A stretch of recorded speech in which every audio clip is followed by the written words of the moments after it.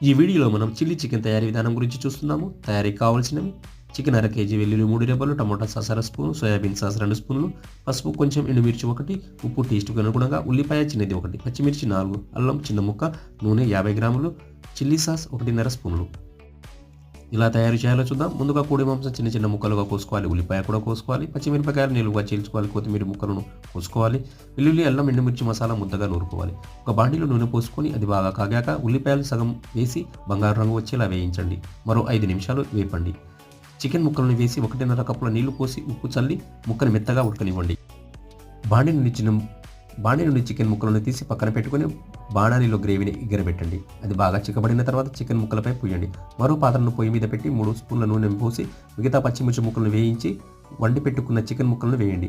వాటిపై 3 రసాల సాస్లను వేసి బాగా కలపండి. కొంచెం మగ్గిన తర్వాత దింపి కొత్తిమీర చల్లి వడ్డించుకోవచ్చు. Thank you.